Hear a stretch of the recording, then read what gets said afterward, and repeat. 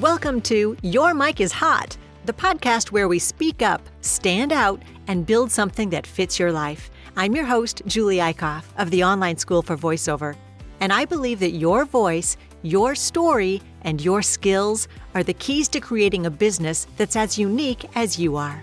And let's dive in. Hello, and welcome back to Your Mic is Hot. I'm Julie Eichhoff, and today we're diving into one of the most powerful tools in your business toolkit. And it's not an email funnel or a productivity hack or a new app. It's your story. This episode is called Your Story is Your Brand, Using Your Journey to Build a Business with Heart. And it's exactly what it sounds like, a conversation about how your personal journey, the messy parts, the aha moments, the pivots, the wins, and the wounds can become the foundation of a business that not only makes money, but makes meaningful connections with other people. So if you've ever thought, I've heard that before, but I don't have a story worth telling, or I'm not sure anyone would care about my journey, today's episode is for you, so let's get into it. Here's why your story matters in business. People don't just buy products or services, they buy stories. They want to know who's behind the brand. They want to feel something. Think about the brands you're drawn to, whether it's a business coach, a jewelry brand, or a local bakery, or maybe a YouTuber you followed for years, even a podcast. Chances are you didn't connect with them just because of what they sell. You connected because of who they are. Story builds trust. Story builds relatability. Story builds differentiation. Remember how we always talk about being authentic? That's what we're talking about here. There are thousands of people offering what you offer or what you plan to offer in your business, but there's only one you, and your story is how you stand out without screaming, "Look at me, look at me." Now, not sure where to start with your story? Let's break your story down into 3 core categories. Each one can be used in different ways in your brand. Number 1, your why I do this story. This is your origin story. What led you to start your business or pursue this path that you're on? My origin story I've told many times to potential students in my Work From Home Doing Voiceovers course. I explain how I had been in a job working seemingly 24/7, it felt like. And at that time, I had a young family, and my husband started traveling a lot with his job. And I had one particular day where I had an appointment in the evening, and my husband was coming home from a trip, and I was really tight on time.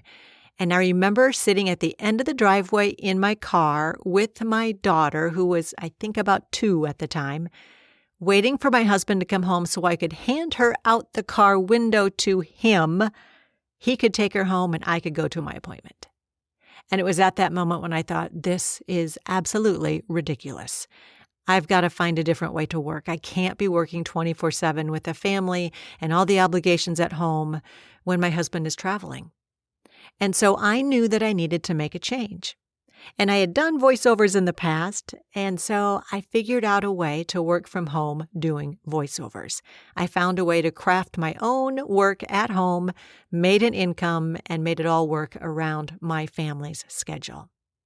So that's my origin story. That's my why I do this story. You're going to have a story like that too. With the business that you're either in or you're creating, why are you doing it? Okay, the second core part, your I've been where you are story. This one creates empathy. You're showing people that you get it because you've lived it. For example, there might be a career coach who might share about being stuck in a toxic 9-to-5 job for years before learning how to pivot into a more meaningful working situation. That story makes her coaching relatable, not preachy. So again, this is all about you saying, I've been where you are. This is your potential customer you're talking to. And here's why I offer this. Or here's what I have for you to help with that. You're showing empathy. You've been in their shoes, and that's why you're offering this particular solution. Okay, the third core, your what I believe story. And this one is more about values. What do you stand for? What do you want your clients to believe about themselves? In my case, I think I stand out as a voice coach because, and now I'm talking about working as a coach where I teach other people how to become a voice artist rather than just the side of the work that is doing voiceovers. But as a coach, I think I'm different from other coaches because I believe that almost anyone could become a voice artist. They need the right training and the right coaching, and they need to put in some practice. But I'm not someone who puts up walls saying only these people can do this and only people with an announcer voice can do that. I'm someone who believes that if you want to do it and you're willing to work hard, learn how to do it and do it. And it's just that simple. So my beliefs are that I believe in you, I believe in my students, and if they're willing to work hard, I believe you can learn what you need to know. And I think that's where I stand apart from other coaches in the industry. Okay, so those are your 3 core categories. Your why I do this story, your I've been where you are story, and your what I believe story. Now you may be thinking, but my story isn't all that interesting. Well, let's address that voice in your head.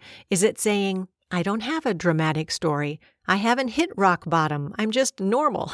A lot of people are like that. Well, let me tell you something. Relatability wins over drama every single time. You don't need a tragic backstory or $1 million pivot to be compelling. Your honesty is what makes you magnetic. Sometimes being normal is helpful. Here's the truth. People are craving real, not polished, not perfect. Your small wins, your awkward starts, your slow progress, they matter. People can relate to that. For example, you don't need to say, I went from $0 to $100,000 in 6 months. You can say, I made $200 from my first offer, and it blew my mind that someone paid me for my idea. That moment changed everything. That story, it's gold because it's true and it's relatable. Okay, so we now know that your story matters. Now, where do you actually use it? Well, everywhere. But here's a few core places. If you have a website, it can be your about page or your bio. Now, I have a lot of voiceover students who start filling out bios for online casting sites, and I often get emails saying, gosh, Julie, what do I put on here? I don't have a lot of past clients in voiceover work that I can note on here. Well, this is where you can put your story. Why are you doing what you do? What do you believe in? How do you want to treat your clients? What kind of successes do you want your clients to have? This is a great place to examine your why I do this, I've been where you are, and what I believe. And sharing these on your about page or in your bio is a great place. Another place is if you do a welcome email sequence. If you have people signing up for something of yours and they're getting an email sequence, spend time telling them who you are and telling them your story. Another idea is if you do a pitch deck or proposals, presentations, webinars, Zoom meetings, whatever it is, wherever you have a chance to introduce yourself, include your story. If you have a website with a sales page, this can certainly be there. It's a great place in the opening paragraph to explain who you are, why you do, and why you're offering what you offer. And then finally, any speaking engagements that you may have, podcast interviews, or your own podcast. And honestly, how you show up every day becomes part of your story. Are you showing up with vulnerability? With consistency? Are you telling people what you believe in and how you got there? People connect with the person, not just the business.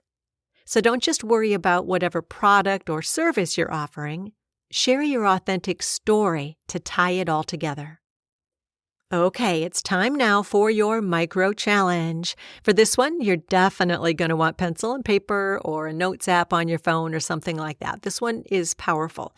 Your micro challenge is to craft your core brand story. So do this. Ask yourself these 3 questions and write out the answers.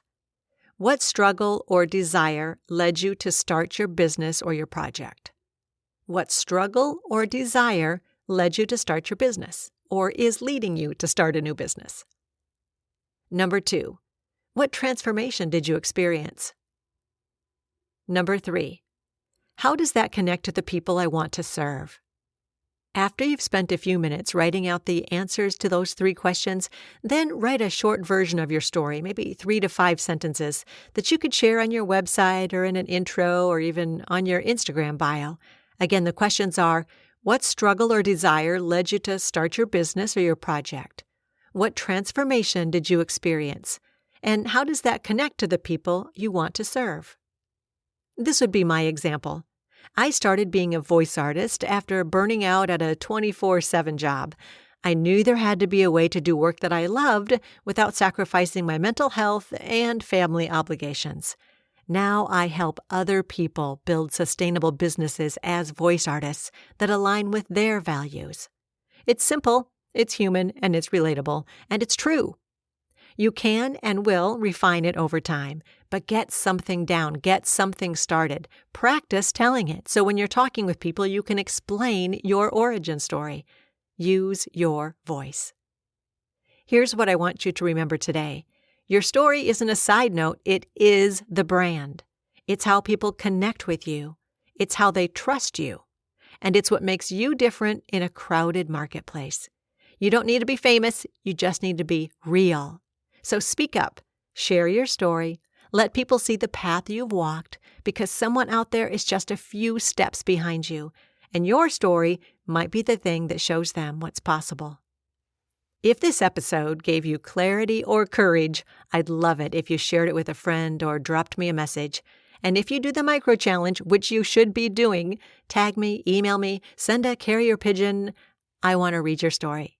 Until next time, remember, your mic is hot and the world is listening.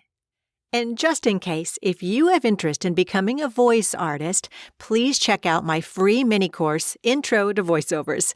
You'll find a link to it in the show notes. It's a Q&A session that should help answer all those questions you have going on in your head, wondering how you could make it happen. So find the show notes, check out the link for the free mini course, Intro to Voiceover. Thanks for tuning in to Your Mic is Hot.